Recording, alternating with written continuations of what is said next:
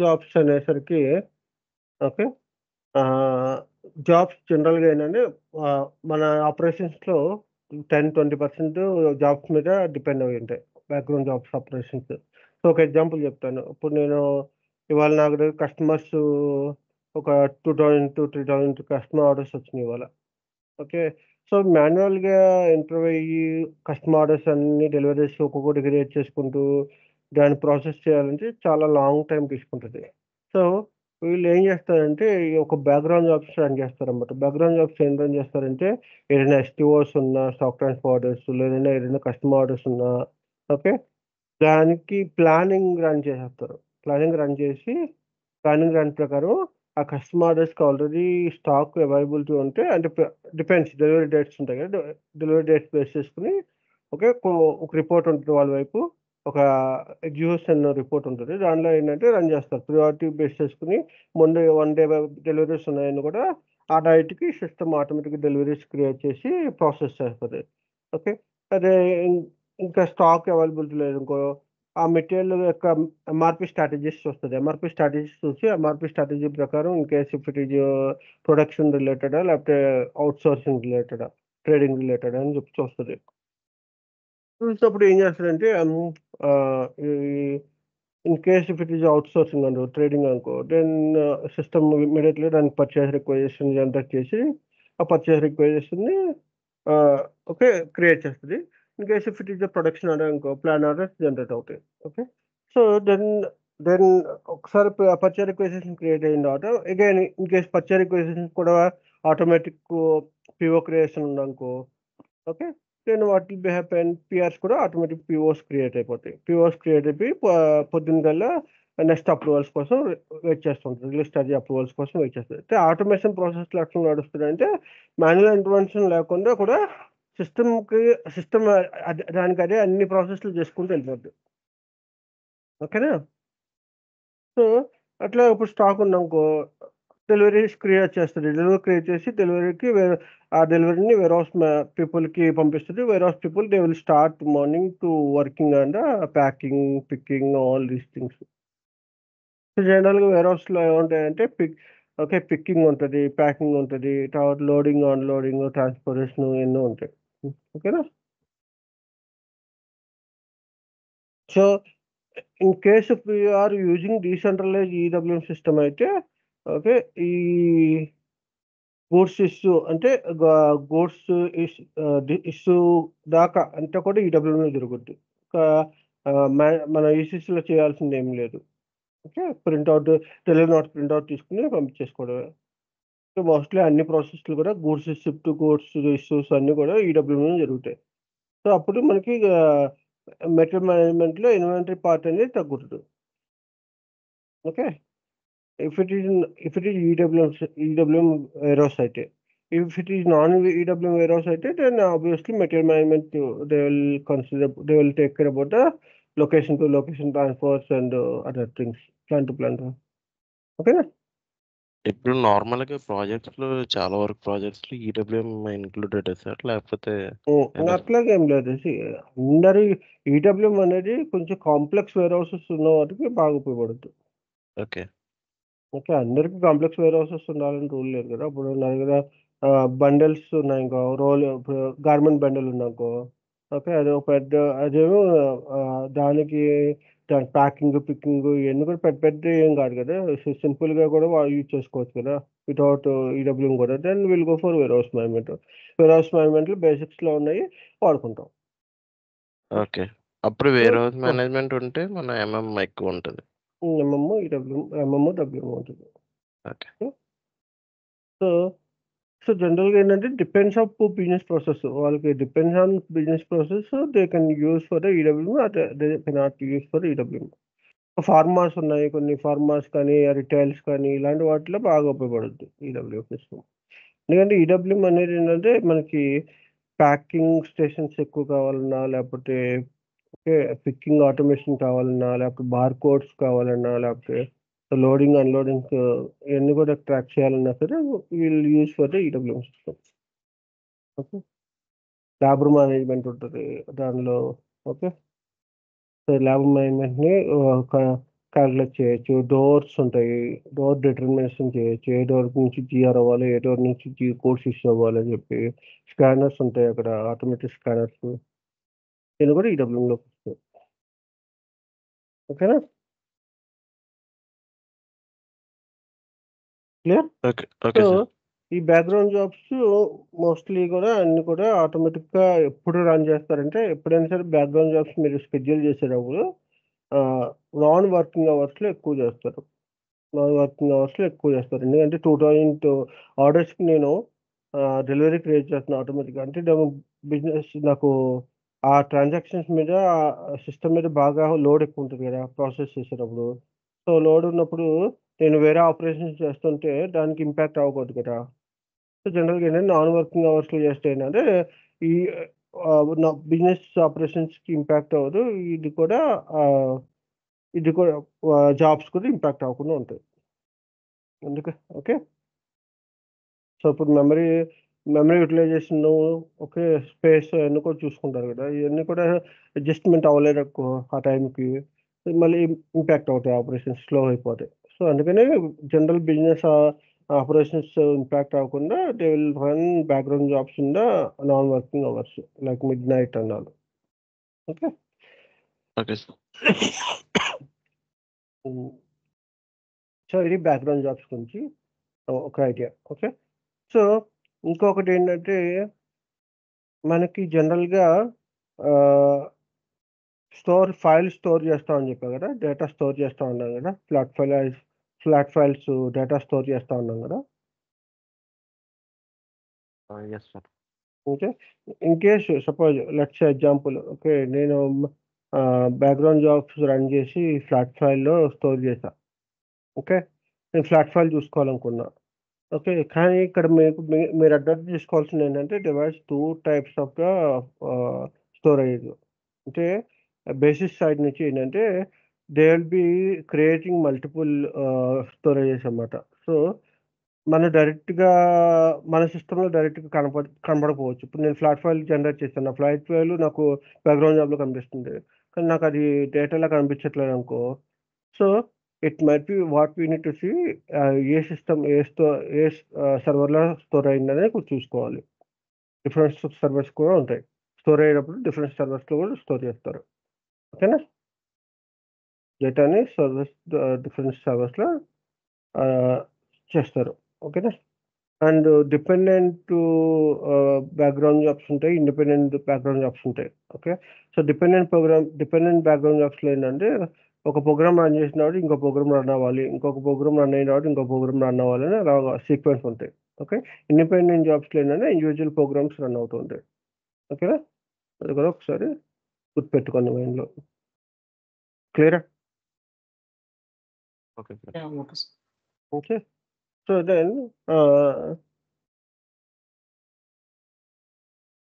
ఇంకొకటేంటంటే background jobs create చేసిన దానికిని, నార్మల్‌గా క్రియేట్ చేసిన దానికి మనం ఐడెంటిఫై చేయొచ్చు. ఇప్పుడు నేను ఒక డాక్యుమెంట్ చూసాననుకో, ఆ డాక్యుమెంట్ సిస్టము ఆహ్, క్రియేట్ అయిందా? అది బ్యాక్‌గ్రౌండ్ జాబ్స్ క్రియేట్ అయిందా? లేకపోతే నార్మల్‌గా యూజర్ క్రియేట్ చేశారనేది కూడా అది ఐడెంటిఫై చేయొచ్చు. సో, జనరల్‌గా ఏంటంటే సిస్టమ్ యూజర్స్ అని ఉంటారు కొంతమంది. ఓకే. లేకపోతే బిజినెస్ యూజర్స్ అని ఉంటది. ఓకే. సో, సిస్టమ్ యూజర్స్ అంటే అది ఓన్లీ అడ్మినిస్ట్రేటివ్ వాళ్ళకి ఆథరైజేషన్ ఉంటది. వాళ్ళు పాస్వర్డ్ చేయాలన్నా లేకపోతే ప్రాసెస్ చేయాలన్నా వాళ్ళకి ఉంటది system users. Okay. Business users అంటే దేని ఓన్. ఇప్పుడు నేను ఒక బ్యాక్‌గ్రౌండ్ జాబ్ రన్ చేశాననుకో, నేను షెడ్యూల్ చేసి నేను ప్రాసెస్ చేశాననుకో, in case if it is on my name then it is on my name. Okay. But ఏంటంటే సిస్టమ్ జనరేట్ చేసిందనుకో, అంటే సిస్టమ్ యూజర్స్ ఉంటారు. సిస్టమ్ యూజర్స్ ఏంటంటే అది ఆటోమేటిక్ షెడ్యూలింగ్ జరుగుతూ ఉంటాయి. అంటే ఈ పీఆర్స్ క్రియేట్ చేయడం గాని, లేకపోతే పీఓస్ క్రియేట్ చేయడం గాని, ఇట్లాగ ఏమైనా ఈడబ్ల్యూఎంలో డెలివరీస్ క్రియేట్ చేయడం గాని, లేకపోతే ఏదైనా సంథింగ్ ఓకే. ఆహ్, బిజినెస్ పార్ట్నర్స్ అప్డేట్ అవ్వడం గాని, లేకపోతే మాస్టర్ డేటా చెప్పా కదా! కోర్ ఇంటర్ఫేస్ అని చెప్పి సో, ఇట్లాంటి వాటిలో ఏంటంటే ఇప్పుడు సిస్టమ్ మనం చూడగానే ఓకే. ఇది ఒక మాస్టర్ జాబ్ ద్వారా రన్ అయింది. ఓకే.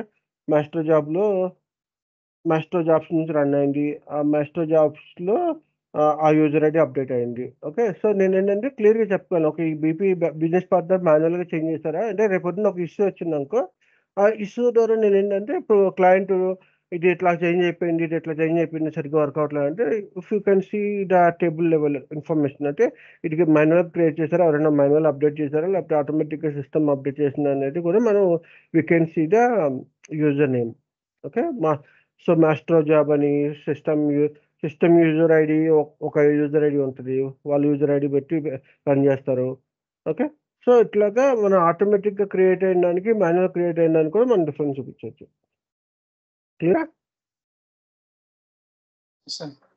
ఓకే. సో అది మీకు రియల్ టైమ్‌లో చూసినప్పుడు ఏంటంటే మీకు టేబుల్ లెవెల్‌లోకెళ్తే ఇన్ కేస్ మోస్ట్‌లీ ఎలా ఉంటది మాస్టర్ అండర్ స్కోర్ జాబ్ అనో లేకపోతే some kind of the terminology ఉంటది. ఎస్‌వై అనో లేకపోతే సంథింగ్ వాళ్ళది అలా అది ఎలాగైనా క్రియేట్ చేసుకోవచ్చు. ఒక ఐడీ బేసిస్ ఎలాగైనా క్రియేట్ చేయొచ్చు. బట్ ఏంటంటే ఆ ఐడీ చూడగానే మనకి అర్థమయ్యేటట్లు వాళ్ళు ఏం చేస్తారంటే ఇది సిస్టమ్ యూజరు అన్నట్లుగా సిస్టమ్ యూజర్ అన్నట్లుగా పెడతారు. ఓకే. Understanding purpose. ఓకేనా? క్లియరా? సో, సో దాన్ని బట్టి మనం ఈజీగా డిఫరెన్షియేట్ చేయొచ్చు. ఓకే. ఫర్ ఎగ్జాంపుల్ చెప్పాను. ఇప్పుడు సపోజ్ బిజినెస్ పార్ట్నర్ ఉందనుకో, బిజినెస్ పార్ట్నరు నాకొక స్టాటస్ అప్డేట్ కాలేదనుకో, బిజినెస్ స్టాటస్ బి అదే బిజినెస్ పార్ట్నరు దానిలో some kind of the block ఉందనుకో, పర్చేసింగ్ డేటా బ్లాక్ అని చెప్పి పెట్టారనుకో లెట్స్ ఎగ్జాంపుల్. ఓకే. సో, నేను ఇక్కడ చూస్తే నాకు ఆ బ్లాక్ రాలేదనుకో, లెట్స్ సే నా ఈడబ్ల్యూఎం సిస్టమ్‌లో ఆ బీపీకి ఆ బ్లాక్ రాలేదనుకో, నువ్వు యూజర్ ఎస్కలేట్ చేసాడనుకో, సపోజ్ నాకక్కడ బ్లాక్ ఉండి ఇక్కడ బ్లాక్ రాలేదు, ఎందుకు రాలేదు అని అడిగాడనుకో, సో, ఏంటంటే first you have to check that అది అసల సిస్టమ్ యూజర్ ఐడీ క్రియేట్ చేసారా? మేబీ సిస్టమ్ యూజర్ క్రియేట్ చేసిన తర్వాత కూడా మాన్యువల్‌గా యూజర్ ఎళ్లి మానిప్యులేషన్ చేసాడనుకో, చేంజెస్ చేసాడనుకో, అప్పుడు ఏమవుద్ది అది మారిపోద్ది కదా! డేటా. సో, మారిపోయినప్పుడు అదేంటంటే లాస్ట్ చేంజ్డ్ బై ఎవరు చేంజ్ చేశారు రీసెంట్‌గా అయి కూడా హిస్టరీ కూడా దొరుకుతాయి. సో, ప్రతి మాస్టర్ డేటాకి, ప్రతి ట్రాన్సాక్షన్స్ కోడ్ కూడా మనం మోస్ట్‌లీ చేంజ్ హిస్టరీ చూడొచ్చు. అట్లాగే హూ క్రియేటెడ్ అనేది when created and what time created అనేది కూడా చూసుకోవచ్చు. క్లియరా? Yes yes sir. Sir. Okay. So, ఇది మనం ఏదైనా ఒక టేబుల్ లెవెల్‌లో గాని ఒక డేటాని వాలిడేషన్ సో, మనకి జనరల్‌గా ఇష్యూస్ వచ్చినప్పుడు జనరల్‌గా ఎక్కువ ఎలాంటివి వస్తాయంటే ఇట్లాంటివి వస్తుంటాయి. ఇప్పుడు అక్కడ సింక్రనైజ్ అవ్వలేదు మాస్టర్ డేటా. ఇప్పుడు మాస్టర్ డేటా సరిగ్గా ఫ్లో అవ్వలేదు వేరే సిస్టమ్స్‌కి. ఓకే. నాకు పీఆర్ నుంచి పీఓ జనరేట్ కాలేదు. ఎందుకు జనరేట్ కాలేదు? ఈ పీఆర్స్ నుంచి పీఓస్ ఇన్ని ఇలా మనకి బేసిక్స్ లాగా ఉంటాయి క్వెషన్స్. కానీ వాళ్ళకి యూజర్స్ సైడ్ ఏంటంటే ఇది అవ్వలేదంటే అమ్మో! ఇది అవ్వలేదా? ఎందుకు అవ్వలేదు? ఈ ప్రాసెస్ ఏదో జరిగింది. ఏదో తేడా వచ్చింది. ఈ ప్రోగ్రామ్ వర్క్ అవ్వట్లేదు అని చెప్తారు. సో, దానికి ఏంటంటే ఇప్పుడు let's say automatic PR to PO ఉందనుకో. ఓకే. ఈ పీఆర్ టు పీఓ చేసినప్పుడు కొన్ని పీఓస్ కింద జనరేట్ కాలేదనుకో. ఎందుకు జనరేట్ కాలేదు? ఏమైనా ఐడియా ఉందా? What is the cases? Maybe source define చేయలేదేమో సార్. సోర్స్ డిఫైన్ చేసుంది. అయితే సోర్స్ డిఫైన్ చేసుందా సార్? చేసింది.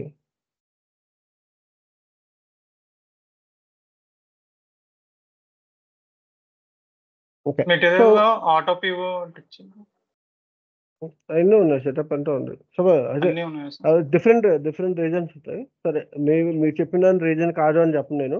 డిఫరెంట్ రీజన్స్ ఉంటాయి. సో, అనాలిసిస్ చేసినప్పుడు ఏంటంటే ఫస్ట్ ఒక ఒక మెటీరియల్ చెప్పాడనుకో, ఇప్పుడు మనం ఏం చెక్ చేయాలంటే ఫస్ట్ అసల అన్ని మెటీరియల్స్‌కి జనరేట్ కాలేదా? ఓన్లీ ఒక మెటీరియల్‌కి జనరేట్ కాలేదా అని చూసుకోవాలి. Okay. So, the second one వచ్చేసరికి ఏంటంటే మెటీరియల్ వెదర్ ఆటోమేటిక్ పీఓ చేసారా లేదా? ఆహ్, ద కాన్ఫిగరేషన్ అంతా చేసారా లేదా చూసుకోవాలి. దెన్ థర్డ్ వచ్చేసరికి అసైన్‌మెంట్ సోర్స్ ఆఫ్ సప్లై అంటే సోర్స్ ఆఫ్ సప్లై ప్రాపర్‌గా అసైన్ అయినాయా లేదా? సోర్స్ లిస్ట్‌లు అలాంటివి ఉన్నాయా లేవా? ఇన్ఫో రికార్డ్ ఉందా లేదా? ఇవన్నీ చూసుకోవాలి. ఓకే. దెన్ దెన్ అన్నీ ఉన్నాయి. Suppose let's say still program run అవ్వట్లేదు అనుకో. అప్పుడు ఏం చేస్తాం? దాన్ని ఏం చేయాలంటే ఏదైతే జాబు డిఫైన్ చేసారో ఆ జాబ్‌కి ఒక వేరియంట్ నేమ్ ఉంటుంది. ఎంతమందికి తెలుసు వేరియంట్ అంటే?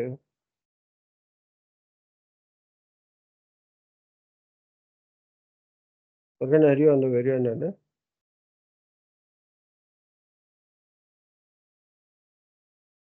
Yes or no? ఆ! Sir. Okay. Sir. So, variant అంటే ఏంటంటే ఒక ప్రోగ్రామ్‌కి నువ్వు వేరియంట్ క్రియేట్ చేసుకోవచ్చు. వేరియంట్‌లో ఏం చెప్తావంటే నేను ఒక రూల్స్ డిఫైన్ చేస్తున్నా ప్రోగ్రామ్‌లో. ఏంటంటే ఆ ప్రోగ్రామ్ చెప్తున్నా. ఈ ప్రోగ్రామ్ ఇట్లా రన్ చెయ్యి. ఈ వేరియంట్‌తో రన్ చెయ్యి అని చెప్పి నేను డిఫైన్ చేస్తున్నా. అంటే ఏంటంటే ఒక రూల్ పాస్ చేస్తున్నా. Let's say material starting with 69 series అని చెప్పాననుకో 69 స్టార్ అని పెట్టి అదే డిఫైన్ చేశాను. లేదంటే ఒక మెటీరియల్ గ్రూప్ ఇచ్చి డిఫైన్ చేశాను. లేదంటే ఒక పర్చేస్ గ్రూప్ లేదా ఈ ప్లాంట్‌కే రన్ చేయి. ఇంకొక ప్లాంట్‌కి రన్ చేయకు అని చెప్పాను. లేకపోతే ఈ వెండర్స్‌కే ఎక్స్‌క్లూడ్ చెయ్యి. ఇంక్లూడ్ చేయొచ్చు, ఎక్స్‌క్లూడ్ చేయొచ్చు. సో, ఎక్స్‌క్లూడ్ చెయ్యి ఈ వెండర్స్‌ని. ఈ వెండర్స్‌తో ఉన్న పీఆర్స్‌ని నువ్వేం చేయొద్దు. లేదంటే పీఓస్ చేయొద్దు అని చెప్పి నేను ఒక ప్రోగ్రామ్ వేరియంట్ క్రియేట్ చేసుకుంటా. ఓకే. సో, మనం మోస్ట్‌లీ ఇలాంటి కేసెస్‌లో వస్తాయి. వేరియంట్ కేసెస్ ఒకటి, తర్వాత కొన్ని చోట్ల ఎలా పెడతారంటే మెటీరియల్స్ మెటీరియల్ బ్లాక్‌లో ఉన్నా కూడా దోస్ ఆర్ నాట్ ప్రాసెస్. కదా! బ్లాక్‌లో ఉన్న మెటీరియల్స్ కూడా ప్రాసెస్ కావు. ఓకే. స్టాటస్‌లు డిఫరెంట్‌గా ఉన్నాయి. So, there are multiple reasons. ఒకటి ప్రాబ్లమ్ వచ్చిందంటే there are multiple reasons. Okay. So, మనం ఏం చేయాలంటే case by case, one by one first ఇది బేసిక్స్ చేసుకుంటూ రావాలి. ఫస్ట్ బేసిక్ ఏంటి? అట్లా మనకి సోర్స్ లిస్ట్ ఉందా? లేకపోతే ఇన్ఫో రికార్డ్ ఉందా? లేకపోతే మాస్టర్ డేటా ఉందా? మాస్టర్ డేటాలో చెక్ బాక్స్ ఉందా? లేదా బీపీలో చెక్ బాక్స్ ఉన్నాయా లేవా? ఇయన్నీ కూడా చెక్ చేసుకోవాలి బేసిక్. తర్వాత సోర్స్ లిస్ట్‌లో ఆ వెండరు అగైన్ బ్లాక్‌లో ఉన్నాడా? అన్‌బ్లాక్‌లో ఉన్నాడా? బ్లాక్ స్టేటస్‌లో ఉన్నాడా? లేదా? ఓకే. మెటీరియల్ ఇయన్నీ చూసుకోవాలి. దెన్ వేరియంట్ చూసుకోవాలి. వేరియంట్ రన్ చేసింది. సో, మోస్ట్‌లీ ఎట్లా ఉందంటే వేరియంట్ కేసెస్ ఎక్కువుంటాయి జనరల్‌గా. ఎందుకంటే యూజర్స్‌కి తెలీదు. ఈ వేరియంట్ కాన్ఫిగర్ చేశారు. ఈ వేరియంట్ కాన్ఫిగర్ చేయలేదని. అనుకుంటాడు అన్ని మెటీరియల్స్ పీఆర్ చేస్తే పీఓ క్రియేట్ అయిపోతాయి అనుకుంటాడు. సో, ఏంటంటే కొంతమంది కొత్తోళ్ళొచ్చుంటారు యూజర్స్. వాళ్ళకేంటంటే వెళ్ళిపోయేప్పుడు ప్రాసెస్ చెప్పేటప్పుడు లాస్ట్ కొలీగ్ ఏం చెప్పాడంటే, "ఈ పీఆర్ ఇలా చేస్తే చాలు పీఓ వెళ్ళిపోద్ది. అది ఆటోమేటిక్‌గా పంపించాలని." వాడు ఏం చేస్తాడంటే మల్టిపుల్ మెటీరియల్స్ క్రియేట్ చేస్తూ ఉంటాడు. అందులో డేటా ఎంటర్ చేయడం, రాంగ్ ఎంటర్ చేస్తాడు. అదేమో క్రియేట్ కాదు. సో, ఇంకొకటి చూడాల్సిందేంటంటే ఏదైనా ఒక మెటీరియల్ ప్రాబ్లమ్ వచ్చినప్పుడు ఏంటంటే, you just need to ask that whether it is new material or old material. Already material యూజ్‌లో ఉందా? లేకపోతే కొత్త మెటీరియల్ క్రియేట్ చేసారా? ఓకే. మోస్ట్‌లీ ఓల్డ్ మెటీరియల్ నంబర్స్‌కి ప్రాబ్లమ్ రావు. ఎందుకంటే ఆల్రెడీ సెటప్ అయ్యి ఉంటది కాబట్టి. ఓకే. న్యూ మెటీరియల్స్‌కనుకో in case suppose old material అన్నాడనుకో, అప్పుడు నువ్వేం చేయాలంటే, ఆ ఓల్డ్ మెటీరియల్‌కి ఏమన్నా బ్లాక్ స్టేటస్ ఏదైనా okay. The flag for deletion ఇలాంటివి ఏమైనా పెట్టారేమో అది చూసుకోవాలి. అదే న్యూ మెటీరియల్ అనుకో then you have to start to analysing that whether all the master data setup is correctly done or not. Okay. So, mostly new మెటీరియల్స్‌కి ఏంటంటే సెటప్స్ అవి కరెక్ట్‌గా చేసి ఉండరు. ఓల్డ్ మెటీరియల్స్‌లో వచ్చిందంటే problem then they might be have some status locks and all. Okay. Clear? Okay sir. ఓకేనా? So, అది ఆహ్, బ్యాక్‌గ్రౌండ్ జాబ్స్‌లోని వేరియంట్. ఓకే. సో, నువ్వు ఎప్పుడైనా ఎవరైనా బ్యాక్‌గ్రౌండ్ జాబ్ డిఫైన్ చేసారా? అవును సార్. హ్మ్. ఓకే. చేసేసాం. తెలియదా? బ్యాక్‌గ్రౌండ్ జాబ్స్ రన్ చేసేటప్పుడు కూడా అక్కడ మనం ప్రోగ్రామ్‌తో పాటు వేరియంట్, డేట్, టైము ఎన్ని నిమిషాలకి రన్ అవ్వాలి, ఎన్ని రోజులకి రన్ అవ్వాలి, ఏ టైంలో రన్ అవ్వాలి, ఒక వన్ టైమా లేకపోతే మల్టిపుల్ టైమ్స్ రన్ చేయాలా, స్పెసిఫిక్ పీరియడా ఇయన్నీ కూడా రాస్తారక్కడ. ఓకే. సో, ఇక్కడ ఒకటి ఈ దీనిలో జనరల్‌గా కొంచెం కాంప్లెక్స్ ఏంటంటే డేట్. సో, చాలామంది ఏం చేస్తారంటే ఇప్పుడు కొత్తగా వచ్చారనుకో, వాళ్ళేం చేస్తారంటే ఒక వేరియంట్ క్రియేట్ చేయమన్నారనుకో, వాళ్ళేం చేస్తారంటే డేట్ ఇస్తారన్నమాట. ఒక టుడే మ సపోజ్ 27/8 అని చెప్పి ఇచ్చారనుకో, వాళ్ళు రన్ చేస్తారు కదా! సో, ఇవాళ డేటా వచ్చింది. సో, వాళ్ళేం చేస్తారు దానికి ఒక వేరియంట్ క్రియేట్ చేసేసి దాన్ని పెట్టి బ్యాక్‌గ్రౌండ్ జాబ్ రన్ చేస్తారు. రేపొచ్చి చూస్తారు. రేపొచ్చి చూస్తే ఏం చేస్తది సిస్టము? ఏ రోజుకి రన్ చేస్తది? నిన్నటికి రన్ చేస్తదా? ఇవాళకి రన్ చేస్తదా? నిన్నటిది. నిన్నటికి రన్ చేస్తది. ఎందుకంటే నిన్నటి డేట్ ఉంది కాబట్టి. సో, దానికి ఆటోమేటిక్ సిస్టము డేట్ చేంజ్ చేయడానికి కూడా ఒక లాజిక్ ఉంటది. ఓకే. క్లియరా? సార్. ఓకే. సో, ఏం చేస్తదంటే సిస్టమ్ డేట్ తీసుకుంటదనమాట. కరెంట్ డేట్ ఏదైతే ఉందో ఆ డేట్ తీసుకొని ఆ డేట్ ప్రకారం నువ్వు లాజిక్ రాసుకోవచ్చు. సిస్టమ్ డేటే తీసుకోవాలా? System date plus 1 day, system plus 2 days or 1 day minus ఇట్లా అది కూడా లాజిక్ రాసుకోవచ్చు. ఓకేనా వేరియంట్‌లో. Clear? Yes sir. Yes. So any questions ఇప్పుడు దాకా ఏమైనా దాంట్లో ఎనీ క్వశ్చన్? ఇయన్నీ లైక్ ఏదైనా సిస్టమ్‌లో చూస్తేనే కొద్దిగా బాగా ఎక్కుతాయి అనుకుంటున్నా. అంతే. ఏదైనా సిస్టమ్‌లో ప్రాక్టీస్ చేస్తేనే వస్తది. ప్రాక్టీస్ చేయకపోతే రాదు. Yes sir. అంతే గదా! Yes sir. సో ఏదైనా సిస్టమ్‌లో చేస్తేనే వస్తది. సిస్టమ్‌లో చేయకపోతే ఏమి రాదు. సార్ ఇంకా ఈ సపోర్ట్ ప్రాజెక్ట్స్‌లో ఇంకేమి ఏముంటాయి సార్? లైక్ బ్యాక్‌గ్రౌండ్ జాబ్స్ ఒకటి. బ్యాక్‌గ్రౌండ్ జాబ్స్ ఇంకా ఇంకేముంటాయి సార్ లైక్ ఇంకా? మెయింటెనెన్స్ ఉంటది. మానిటరింగ్ ఉంటది. టికెట్ మానిటరింగ్ ఉంటది.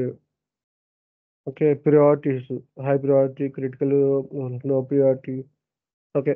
సో లెట్స్ సే మనం ఒక సర్వీస్ నౌ ఎంతమందికి ఐడియా ఉంది సర్వీస్ నౌ? అంటే టికెట్ టు ఇంతకుముందు నేను టికెట్స్ రైజ్ చేసేది సార్ దాంట్లో పాత ఆఫీస్‌లో ఉన్నప్పుడు. రైట్. 1 మినిట్. Ticketing tools. హ్మ్.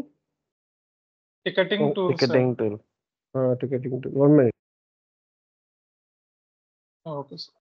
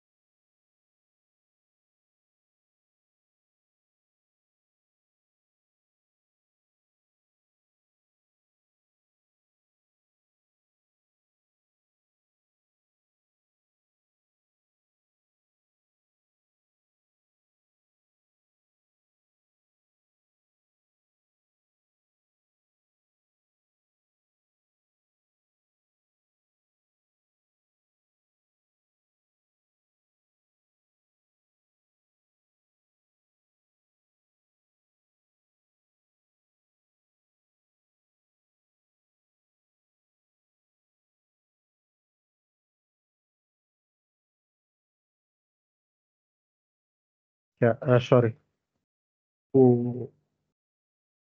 ఓకే. సో సర్వీస్ నౌ గురించి ఎంతమందికి ఐడియా ఉంది? అందరికి ఐడియా ఉంది అయితే సర్వీస్ నౌ గురించి. నాకు తెలిసి Yes, సురేష్‌కి sir. లేదేమో. Yes sir. Okay. So service now అనేది ఒక టికెటింగ్ టూల్. జనరల్‌గా ఏంటంటే ఒక్కొక్క కంపెనీ ఒక్కొక్క టూల్స్ వాడతారు. నేను ఆల్మోస్ట్ ఒక 10 టూల్స్ దాకా చూసుంటా. ఓన్ కస్టమైజ్ టూల్స్ ఉంటాయి. ఇలాగా ఓకే. ఏటీఎస్ సో చాలా టూల్స్ ఉంటాయి. ఓకే. జీరా టీఎస్ఆర్ఎం, జీరా. చ ఎవరికి కావాల్సినవి వాళ్ళు ఉంటాయి. జీరా టూల్ ఎన్నో ఉంటాయి. ఓకే. మోస్ట్‌లీ ఎక్కువ వాడేదేంటంటే సర్వీస్ నౌ. ఇప్పుడున్న కాలంలో ఏంటంటే ఎక్కువ వాడేది సర్వీస్ నౌ. ఎందుకంటే ఎస్ఏపీ ఆహ్, మన ఎస్ఏపీ టు ఇంటిగ్రేషన్ కూడా ఉంది సర్వీస్ నౌకి. సో దానివల్ల సర్వీస్ నౌ ఎక్కువ మంది వాడుతున్నారు. ఓకే. ఇంకొకటేంటంటే సర్వీస్ నౌతో మనం ప్రాబ్లమ్స్ సర్వీస్ నౌ ద్వారా ప్రాబ్లమ్ టికెట్స్ తర్వాత ఆహ్, ఆర్ఐ ఆర్ఐటీఎం అని ఉంటది. ఆర్ఐటీఎం నంబర్ అని టాస్క్స్ క్రియేట్ చేస్తారు ఇందులో. ఓకే. సో ఆర్ఐటీఎం అంటే it is generally used for the డెవలప్‌మెంట్స్‌కి. డెవలప్‌మెంట్స్‌కి జనరల్‌గా ఆర్ఐటీఎం యూజ్ చేస్తారు. ఓకే. ఎనీ చేంజ్ రిక్వెస్ట్‌లు సర్వీస్ రిక్వెస్ట్ నంబర్స్ ఉంటాయి. తర్వాత ఇన్సిడెంట్ నంబర్స్ ఉంటాయి. ప్రాబ్లమ్ టికెట్ నంబర్స్ ఉంటాయి. ప్రాబ్లమ్ టికెట్ నంబర్ అంటే ఏంటంటే ఇన్సిడెంట్‌లో మనం ఏదైనా ఐడెంటిఫై చేసాం ఒక బగ్ దాన్ని మనం కోడ్ చేంజెస్ చేయాలంటే దాని ప్రాబ్లమ్ క్రియేట్ చేసి దాని ద్వారా ప్రాసెస్ చేస్తారు. ఓకే. ఓకే. సో, ఒ వ ఆర్ఐటీఎం నంబరు కింద మనకి టాస్క్ నంబర్స్ ఉంటాయి.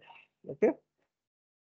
సో, జనరల్‌గా ఎట్లా యూజ్ చేస్తారంటే కొన్ని కంపెనీస్‌లో ఒక ఆర్ఐటీఎం నంబర్ ఉందనుకో, ఒక టికెట్ క్రియేట్ అయింది ఆర్ఐటీఎం నంబర్. అంటే ఏంటంటే ఒక చేంజ్ చేయమన్నారు చెప్పారనుకో, ఆ చేంజ్ కింద మల్టిపుల్ యూజర్స్ వర్క్ చేస్తున్నారు. అంటే ఎంఎం పని చేస్తున్నారు. తర్వాత బాబ్ పని చేస్తున్నారు, ఎస్టీ పని చేస్తున్నారు. అది కాకుండా suppose some third party tool కూడా థర్డ్ పార్టీ సిస్టమ్ వాళ్ళు కూడా పని చేస్తారు అనుకో. ఇప్పుడు ఏం చేస్తారంటే నీకు ఒక టాస్క్ నెంబర్ అని చెప్పి వాళ్ళకి ఒక టాస్క్ నెంబర్ అని అట్లా రెండు ఒకే ఆర్ఏ టీంలో ఒక్కొక్క డిఫరెంట్ టాస్క్ నెంబర్స్ క్రియేట్ చేస్తారు. సో అప్పుడు ఏంటంటే టాస్క్ క్లోజ్ చేస్తే కానీ ఆర్ఏ టీం క్లోజ్ చేయలేం. ఓకేనా? సో ఆర్ఐటిఎం నంబర్ అంటే సింపుల్ ఇన్సిడెంట్ నెంబర్ లాగా ఉంటుంది ఆర్ఐటిఎం నెంబర్. ఓకే. సో అది ఏంటంటే జనరల్గా చేంజెస్ వాటికి యూజ్ చేస్తారు. ఓకే. సో ఇక్కడ మనకి సర్వీస్ నౌ ఇన్సిడెంట్ గురించి మాట్లాడుకుంటే ఇన్సిడెంట్ మేనేజ్మెంట్ అంటారు, ఇన్సిడెంట్ మేనేజ్మెంట్ ఫ్లో అంటారు. సో జనరల్గా ఇన్సిడెంట్ మేనేజ్మెంట్లో ఏం ఇన్ఫర్మేషన్ ఉంటుందంటే యూజర్ ఎవరు క్రియేట్ చేశారు, ఓకే, దాని ఇన్సిడెంట్ నంబరు, ఓకే, అతను ఏ రీజియన్ నుంచి వచ్చాడు, ఓకే, ఏ గ్రూప్ సంబంధించిన వాడు. అంటే గ్రూప్స్ అంటే ఏంటి, సప్లై చైన్ మేనేజ్మెంట్ ఉండొచ్చు, లేకపోతే ఫినాన్స్ మేనేజ్మెంట్ ఉండొచ్చు, ఓకే, ఏ కంట్రీ అని ఉండొచ్చు, ఓకే, సో ఏ సిస్టమ్ అని ఉండొచ్చు. దాంతోపాటు ప్రియారిటీస్ ఉంటాయి. ఓకే. సో పైన ఏంటంటే స్టాటస్ ఉంటుంది, స్టాటస్తో పాటు ఓకే కింద మనకి ప్రియారిటీస్ ఉంటాయి. Okay. So priority, urgency, okay, ఇట్లాగా ఉంటాయి, డిఫరెంట్గా ఉంటాయి. సో ఇక్కడ ఏంటంటే వాళ్ళు రూల్ డిఫైన్ చేసి ఉంటారు అనమాట. ఏ టైంలో హై ప్రియారిటీ ఉండాలి, ఏ టైంలో క్రిటికల్ ఉండాలి, ఏ టైంలో మీడియం ఉండాలి, ఏ టైంలో లో ఉండాలి. ఓకే.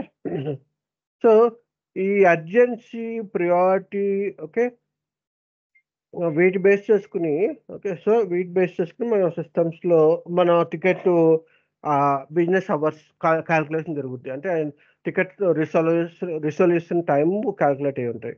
సపోజ్ జనరల్గా ఏంటంటే ఇప్పుడు హై ప్రియారిటీ టికెట్ అనుకో, critical, suppose అట్స్ P1 ticket, P1 అంటే క్రిటికల్. సో P1 క్రిటికల్ టికెట్లో ఏమవుతుంది జనరల్గా వితిన్ ద 15 మినిట్స్ లేదంటే 20 మినిట్స్లో మనకి రెస్పాన్స్ ఇవ్వాలని చెప్తారు. అంటే ఏంటంటే ఆ టికెట్ క్రియేట్ అవ్వగానే ఎవరికొకరికి అసైన్ అయ్యి ఉండాలి, అక్నాలజ్మెంట్ చేసి ఉండాలి. అక్నాలజ్మెంట్ చేస్తేనే that will be the response SLA was closed. ఇప్పుడు నువ్వు ఎవరికి అసైన్ చేయకుండా అలా పెట్టుకుని అటు టికెట్ చేస్తూ కూర్చున్నావు అనుకో, ఎవరు రెస్పాన్స్ ఇవ్వలేదని చెప్పి సిస్టమ్ ఏం చేస్తుంది, ఆ రెస్పాన్స్ SLA అని మిస్ చేస్తుంది. ఓకే. సో SLA అంటే service level agreement. Service level అగ్రిమెంట్లో ఏంటంటే ఒక డాక్యుమెంట్ ప్రకారం ఓకే ఈ రెస్పాన్స్ ప్రతి టికెట్కి రెస్పాన్స్ SLA అంటే response time, resolution time define చేసి ఉంటుంది. ఓకే. సో ఈ ఎందుకు అంటే ప్రియారిటీ అంటే మోస్ట్ ఆఫ్ ద క్లయింట్స్, అంటే ఆల్మోస్ట్ అన్ని క్లయింట్స్ కూడా వాళ్ళ అగ్రిమెంట్స్ విత్ సపోర్టింగ్ టీమ్తో అగ్రిమెంట్ ఎలా ఉంటుందంటే in case you are missing the SLA then you are be a penalty. So you have to pay some amount. Okay, the support team penalty చేయాల్సి వస్తుంది. So వాళ్ళు pay చేసే అమౌంట్లో some పెనాల్టీని deduct చేసి pay చేస్తారు. ఓకేనా? So అది కూడా impact అవుతాయి అన్నమాట. ఇప్పుడు రవి చేస్తున్నాడు, రవి మానిటరింగ్ చేస్తున్నాడు. సో సపోజ్ ఇన్ కేసు ఒక టికెట్ మిస్ చేసి అది అసైన్ చేయలేదు అనుకో, అది SLA మిస్ అయిందంటే it will be impacted on the whole project. ఓకేనా? క్లియరా? Okay. Yes, sir. So response SLA అనేది కూడా very important. Okay. Interview point of view ఎప్పుడైనా మాట్లాడుతున్నప్పుడు కూడా you must be talk like response SLA, resolution SLA, okay, మీద ఉంటుంది అన్నమాట.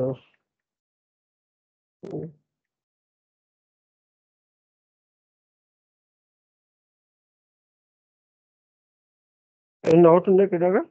So response SLA is the one very important. Okay.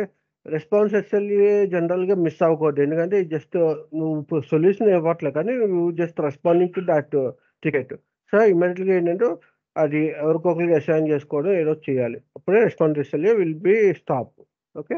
So జనరల్గా ఏంటంటే హై ప్రియారిటీ టికెట్కి అయితే 4 hours, సారీ క్రిటికల్ టికెట్కి అయితే 15 minutes to 20 minutes ఉంటుంది. అది క్యాల్కులేట్ చేస్తారు అన్నమాట time. Okay. So in case already 10 minutes అయిపోయింది అనుకో, 50% ఆఫ్ 10 ఇంకొక 10 minutes అయిపోతే ఇంకా 100%, అంటే SLA loss.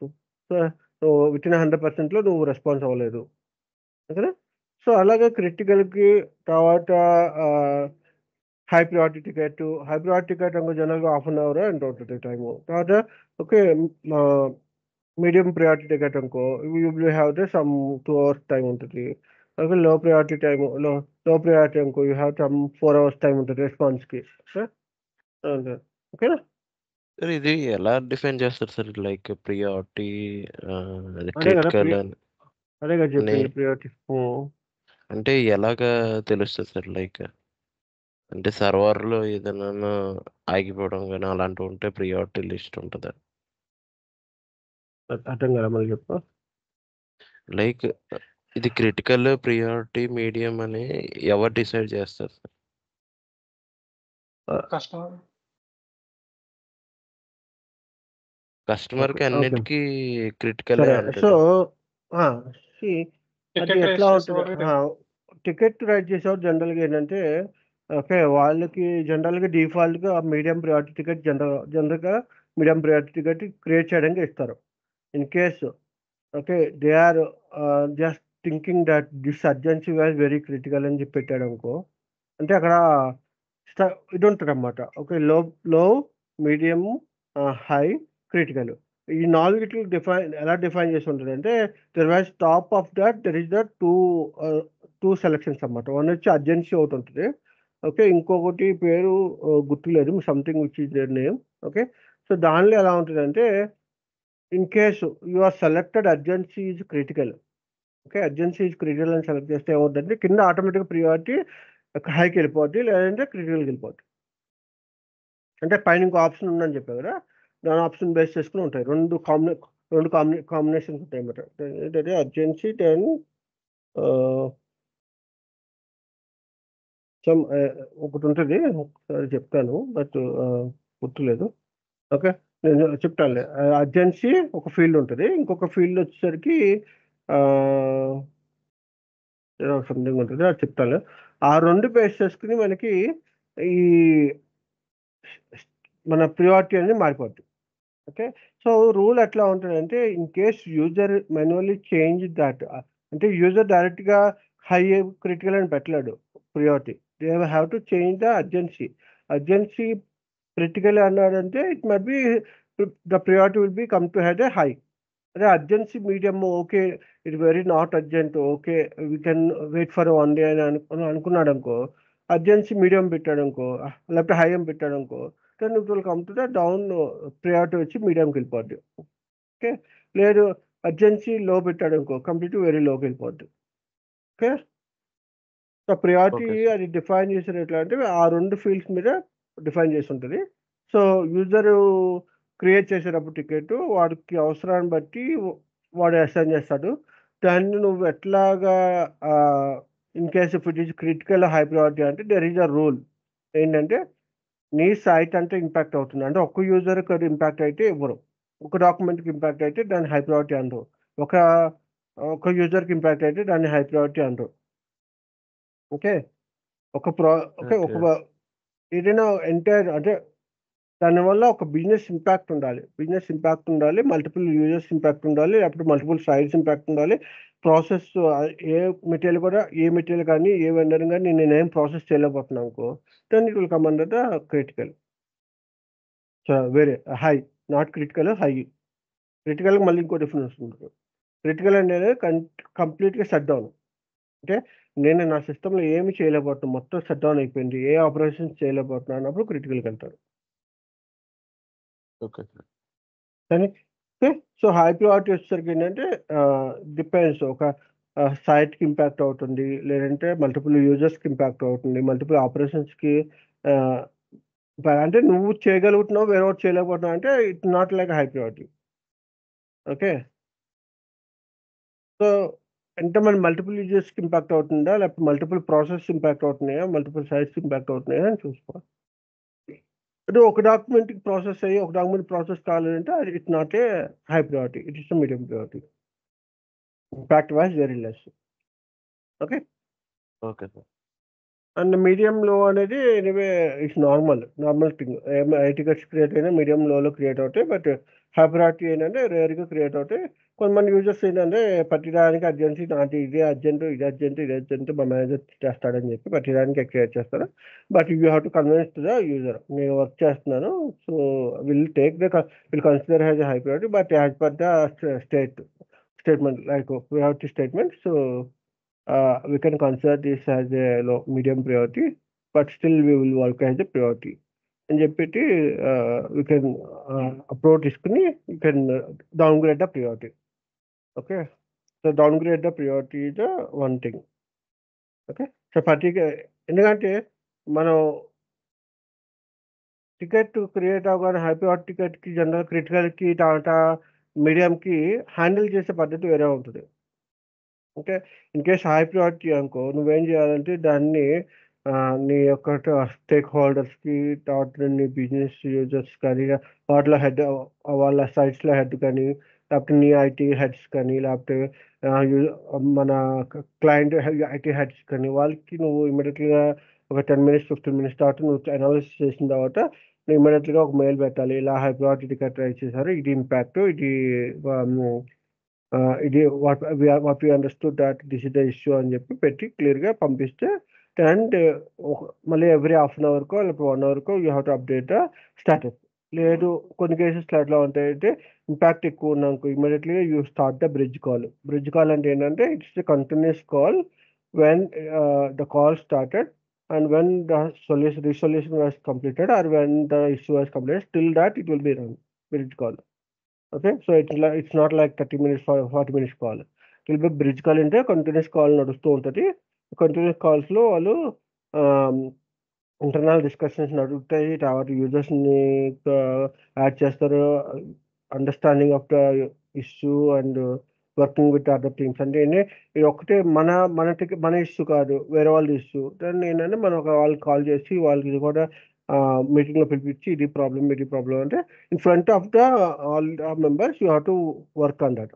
Okay, high priority critical వచ్చేసరికి అంటే మినిమం ప్రియారిటీ ఏంటంటే they will not it's not much urgency. Okay, ఆరామ్స్ you can start working on that, but again timelines ఉంటాయి కాబట్టి you have to be as soon as you have to close.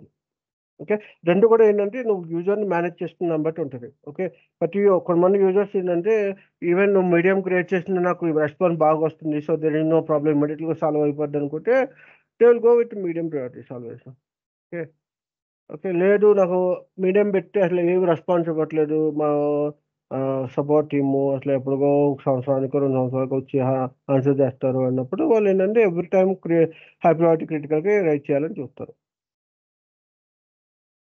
క్లియరా? Okay అర్థమైందా? Okay, so దీనిలో మనకి service నోలో వచ్చేసరికి ఏంటంటే incident number, collar, assignment group ఉంటుంది, అసైనీ ఉంటారు. ఓకే ఓకే, సో అసైనీ అంటే అసైన్మెంట్ గ్రూప్ అని ఏంటంటే గ్రూప్కి అసైన్ చేశారు. సో సపోజ్ ఇప్పుడు ఫినాన్స్ గ్రూప్ ఒక గ్రూప్ నేమ్ ఉంటుంది, సర్వీస్ నోలో మెటీరియల్ మేనేజ్మెంట్కి ఒక గ్రూప్ నేమ్ ఉంటుంది, సపోర్ట్ టీమ్ మళ్ళీ ఒకటి గ్రూప్ నేమ్ ఉంటుంది, ఇట్లా ఒక్కొక్క గ్రూప్ నేమ్ ఉంటుంది. ఆ గ్రూప్ నేమ్లో కొంతమంది డిఫైన్ చేస్తారు, ఈ యూజర్స్ వీళ్ళు సపోర్ట్ టీమ్ అని చెప్పి వాళ్ళకి ఆ గ్రూప్కి అసైన్ చేస్తారు. దెన్ ఎవరైతే మానిటరింగ్ చేస్తున్నారో వాళ్ళు పర్టికులర్గా టికెట్ అసైన్ చేస్తారు. సో టికెట్ అసైన్మెంట్ అనేది ర్యాండమ్గా ఇట్ డిపెండ్స్ అన్నమాట. మనం ఒకరిని పెట్టి మానిటరింగ్ చేసి వాళ్ళని అసైన్మెంట్, ఇప్పుడు రవి చేస్తున్నాడు ఒకరికి అసైన్ చేయాలి, వాటిని ఏంటంటే చెక్ చేస్తారు అన్నమాట. నువ్వు పర్సన్ అవైలబిలిటీ ఉన్నారా లేదా, లేకపోతే పర్సన్ తీసుకుంటా అన్నారా లేదా అని కూడా చెక్ చేస్తారు. లేదు కొన్నిసార్లు ఏంటంటే ర్యాండమ్గా ఒకరికి ఆల్రెడీ అసైన్ చేశాను టికెట్, ఇంకొకరికి అసైన్ చేయటము అని random pickup and random assignment ఉంటుంది. Okay clear? సో దీంట్లో మనకి షార్ట్ డీటెయిల్ డిస్క్రిప్షన్ ఉంటుంది. ఓకే, దాంతో పాటు అటాచ్మెంట్ చేసుకోవచ్చు. సర్వీస్ అటాచ్మెంట్ డాక్యుమెంట్ అటాచ్మెంట్ చేసి అటాచ్మెంట్ నువ్వేం చెప్పాలనుకుంటే ప్రాబ్లమ్ ఇష్యూ ఏంటని చెప్పుకోవచ్చు. ఓకే, సర్వీస్ నౌ నుంచి కూడా మనం మెయిల్స్ పంపించుకోవచ్చు, మనం బయట అవుట్ సైడ్ మెయిల్స్ పంపించుకోవచ్చు సర్వీస్ నౌ నుంచి కూడా. So it is not necessary you must be used Outlook. If you want to send mails, then you can use ServiceNow also. ServiceNow లో కూడా మెయిల్స్ పంపించుకునే ఆప్షన్ ఉంటుంది. Okay clear? సో మనకి ఎలా notification వస్తుంది అంటే ఈ గ్రూప్స్ ఉంటాయి కదా, అసైన్మెంట్ గ్రూప్స్ ఉంటాయి కదా, ఎప్పుడైతే అసైన్మెంట్ గ్రూప్కి అసైన్ చేస్తారో అసైన్మెంట్ గ్రూప్కి మెయిల్స్ ట్రిగ్గర్ అవుతాయి అన్నమాట. ఈ టికెట్ క్రియేట్ అయింది, ఇది మీ గ్రూప్కి అసైన్ అయింది, ప్లీజ్ ప్లీజ్ రెస్పాండ్ ట్రిగ్గర్ అని చెప్పి వస్తుంది. Priority details, description, short description అన్ని కూడా అందులో అవుతాయి. షార్ట్ డిస్క్రిప్షన్ అంటే జస్ట్ డిస్క్రిప్షన్ వస్తుంది, వాటి ప్రాబ్లం. లేదంటే కొన్ని చోట్ల అసలు ఎక్కువ రావు, జస్ట్ ఇన్సిడెంట్ నెంబర్ ఒకటే వస్తుంది. డేట్, ఇన్సిడెంట్ నెంబరు, ప్రియారిటీ అవన్నీ వస్తాయి. డిస్క్రిప్షన్ కూడా ఇవ్వరు చాలా చోట్ల. ఓకే, సో అది మెయిల్ మనం ట్రాక్ చేసుకోవడానికి దానికి ఒక సబ్జెక్ట్ లైన్ ఉంటుంది, యుఎన్ఏ అని ఉంటుంది, యుఎన్ఏ టికెట్ నెంబర్ అని ఉంటుంది. ఇట్లా డిఫరెంట్ సింబల్స్ ఉంటాయి, ఒక్కొక్కలా ఉంటాయి. ఓకే, సో అది మనకి నోటిఫికేషన్ వస్తుంది, మెయిల్ నోటిఫికేషన్ వస్తుంది. వాటికి you can go service now and you can check that what is the ticket and assignments and everything you can see. So you can, so ఒకసారి నువ్వు మెయిల్స్ ద్వారా కూడా respond అవ్వచ్చు. మెయిల్స్ ద్వారా respond అయినా service now update అవుద్ది. But in case mails ద్వారా సరిగ్గా అంటే దానికి నువ్వు మెయిల్ డ్రాప్ చేసేటప్పుడు ఆ సర్వీస్ నౌకి సంబంధించిన ఒక మెయిల్ ఐడి ఉంటుంది, గ్రూప్ మెయిల్ ఐడి. ఆ మెయిల్ ఐడి ఎంటర్ చేస్తేనే system will try to update the service now. Okay, so 2 cases ఉంటాయి అగైన్. ఒకటి ఏంటంటే నువ్వు system creating the new incident number. Second ఏంటంటే ఉన్న ఇన్సిడెంట్ నెంబర్లో అప్డేట్ చేయడం. ఓకే, సో ఇక్కడ ఏంటంటే నువ్వు సబ్జెక్ట్ లైన్ బేస్ చేసుకుని సిస్టమ్ అది అప్డేట్ చేయాలా లేకపోతే క్రియేట్ చేయాలని చూస్తుంది. బట్ కొన్ని కేసెస్లో అయినా మోస్ట్లీ ఎట్లా ఉంటుందంటే మెయిల్స్ ద్వారా రెస్పాన్స్ ఇచ్చి మాన్యువల్గా సర్వీస్ నోలో అప్డేట్ చేస్తారు. కొంతమంది సర్వీస్ నోలో డైరెక్ట్గా అప్డేట్ చేస్తారు. సో సర్వీస్ నోలో అప్డేట్ చేస్తే ఎలా వస్తుందంటే కస్టమర్ యాక్షన్, యువర్ నోట్స్ అని 2 ఉంటాయి నోట్లు. ఓకే, అంటే నోట్ ఏంటంటే వర్క్ నోట్స్ అని ఉంటుంది, ఒకటేమో కస్టమర్ రెస్పాన్స్ రీచింగ్ టు కస్టమర్కి అనమాట. నువ్వు పంపించేది ఏదైతే ఉందో అది వాళ్ళకి వెళ్తుంది, కస్టమర్స్కి వెళ్తాయి. సో అక్కడ నువ్వు ఎంటర్ చేసావు అనుకో డేటా, ఏదైనా నువ్వు సర్వీస్ నౌలో అది ఎంటర్ చేసావు అనుకో, ఎంటర్ చేసిన ఇన్ఫర్మేషన్ అంతా కూడా కస్టమర్కి వెళ్తుంది. ఓకే, నువ్వు చేంజ్ చేసావు స్టాటస్, సపోజ్ ఇన్ ప్రోగ్రెస్ నుంచి ప్రోగ్రెస్ ఎలా, మన స్టాటస్లో డిఫరెంట్ స్టాటస్ ఉంటాయని చెప్పారు కదా. న్యూ అని ఉంటుంది, ఇన్ ప్రోగ్రెస్ అని ఉంటుంది, ఆన్ హోల్డ్ ఒకటి ఉంటుంది, రిసాల్వ్డ్ అని ఉంటుంది, క్లోజ్డ్ అని ఉంటుంది. రిసాల్వ్డ్ చేసిన తర్వాత విత్ ఇన్ ద 3 daysలో క్లోజ్డ్ అవుతుంది. ఈ 3 daysలో యూజర్కి పాసిబిలిటీ ఉంటుంది, దే కెన్ రీఓపెన్.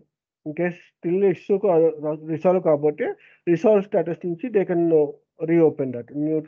వాళ్ళు స్టిల్ నాట్ ఓపెన్ అని చెప్పి ఇన్ ప్రోగ్రెస్కి కన్వర్ట్ చేయొచ్చు. ఓకేనా, లేదు రిసాల్వ్డ్ అయిపోయింది, there is nothing happen, okay everything looks good అనుకో, దెన్ రిసాల్వ్డ్ అలా క్లోజ్ అయిపోయింది. ఇన్సిడెంట్ క్లోజ్ అయిన తర్వాత you cannot do any modification incident. Okay, till resolved status you can do. On హోల్డ్లో మళ్ళీ ఆప్షన్స్ ఉంటాయి. ఆన్ హోల్డ్లో ఎందుకు రీజన్ రాయాలి, ఎందుకు ఆన్ హోల్డ్ రీజన్ రాయాలంటే అక్కడ దాని బేస్ చేసుకుని కూడా ఎస్ఎల్ఏస్ క్యాలిక్యులేట్ చేస్తుంది. ఓకే, సో ఇన్ కేస్ నువ్వు ఆన్ హోల్డ్ పెట్టి వెయిటింగ్ ఫర్ కాలర్ అని పెట్టావు అనుకో, అంటే నువ్వు యూజర్ నుంచి రెస్పాన్స్ వెయిట్ చేస్తున్నావు అంటే then the calculation will be stop, అంటే the clock calculation was stop. Okay, అంటే ఏంటి అక్కడతో ఎస్ఎల్ఏ స్టాప్ అవుద్ది.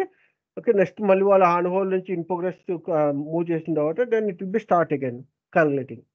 ఓకే, అది ఎప్పుడు awaiting for caller అయితే in case awaiting for the other person or awaiting for some system engineer or some other persons అనుకో, then it will be again start to calculating.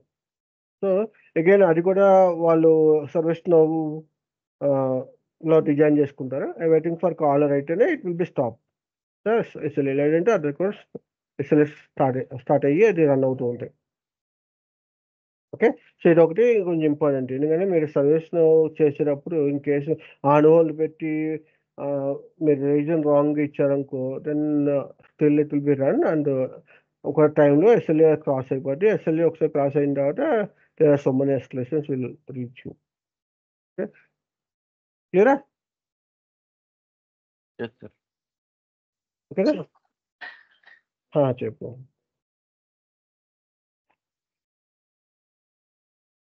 Any question? ఈ ticket solving అనేది daily ఎన్ని hours చేస్తారు sir? ఎన్ని hours చేస్తారు? నీ capability అంటే support but అంటే అన్ని టికెట్స్ వస్తాయి సార్. నీ క్యాపబిలిటీ బట్టి. లైక్ డైలీ ఎన్ని టికెట్స్ వస్తాయి సార్? డైలీ 10 టికెట్లు చేసేవాళ్ళు కూడా ఉన్నారు, డైలీ 1 టికెట్ చేసేవాళ్ళు కూడా ఉన్నారు. ప్రాజెక్ట్ బట్టి ఉంటుంది అంతే. ఓకే. ఓకే. సో ఇప్పుడు దాకా అయితే ఏ రూల్స్ రెగ్యులేషన్స్ ఎక్కడా లేవు. ఓకే. సో నీకు ఇన్ని టికెట్లు వేయాలి, ఇన్ని టికెట్లు వేయకూడదు లేదు. ఒక రోజు 10 టికెట్లు వేస్తారు, ఒక 5 టికెట్లు వేస్తారు. ఓకే. లేదంటే మల్టిపుల్ మాడ్యూల్స్ మీద వర్క్ చేసిన వాళ్ళు ఉంటారు. ఓకే. సో ఇలా చాలా ఆప్షన్ చాలా ఉంటాయి. సో ఇన్నే వేయాలని రూల్ లేదు. ఇవి కాకుండా ఇంకేం చేస్తారు సార్ సపోర్ట్లో? ఇంకా మనం ఏం చేస్తారంటే భోజనం పెట్టారు, టిఫిన్ పెట్టారు. అంటే అది కాదు సార్, లైక్ ఏ, ఒకవేళ ఖాళీగా ఉంటే ఇంకేమైనా చేపిస్తారా లేకపోతే? నేను చెప్తున్నా కదా, డిపెండ్స్ ప్రాజెక్ట్. ఏదైనా సరే ప్రాజెక్ట్ బేస్ చేసుకుని ఉంటుంది. ఒక ప్రాజెక్ట్లో ఏంటంటే టెస్ట్ స్క్రిప్ట్స్ రాయమంటారు, కొంతమంది ఆటోమేటిక్ ఇన్ కేసు కొన్ని దాంట్లో ఎలా ఉంటుందంటే వేరే వాళ్ళకి సపోర్ట్ చేయమంటారు. ఇప్పుడు నీకు సాలరీ ఇస్తున్నప్పుడు నీకు ఆ, ఏదైనా ఇవ్వచ్చు. జాబ్ మానిటరింగ్ చేయమంటారు, సర్వీస్ మానిటరింగ్ చేయమంటారు, లేదంటే డాక్యుమెంటేషన్ ప్రిపేర్ చేయమంటారు. వాళ్ళ ఇష్టం అది. Depends project. ఇదే చేయాలి అది చేయవద్దు అని రూల్ ఏం లేదు. Okay sir. ఓకే. సో అంటే నీ క్వశ్చన్ నాకు చెప్తున్నా కదా క్లియర్గా. ఇప్పుడు నువ్వు సపోర్ట్ టీంలో ఉన్నావు, నీకు సపోర్ట్ టికెట్స్ ఇస్తారని గ్యారంటీ లేదు. Okay. So they might B will give other work also.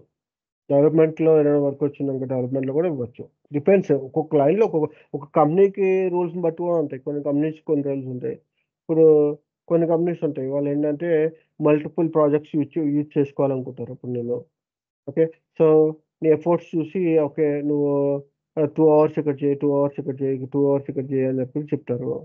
లేదంటే కొన్ని చోట్ల ఏంటంటే ఒకటే ప్రాజెక్ట్ ఇస్తారు. ఆ ప్రాజెక్ట్లో కంటిన్యూస్గా అదే ప్రాజెక్ట్లో వాళ్ళ ప్రాసెస్ ఫాలో అవుతూ ఉండాలి. ఓకే. కొంతమంది డెవలప్మెంట్స్ చేయమంటారు, అట్లా కొంతమంది టెస్ట్లు చేయమంటారు. కొంతమంది థర్డ్ పార్టీ వాళ్ళు వచ్చి నాకు ఇది ఇంప్లిమెంట్ చేస్తున్నాము, ఈ టెస్ట్ చేయండి, నాకు ఈ టెస్ట్ కావాలి అంటారు. సో ఒక్కటి ఇస్తారని నేను గ్యారంటీ లేదు. ఏ కంపెనీస్లో కూడా నేను ఒకటే ఇస్తారని గ్యారంటీ ఉండదు. అలాగే మల్టిపుల్ ఇస్తారని కూడా గ్యారంటీ లేదు.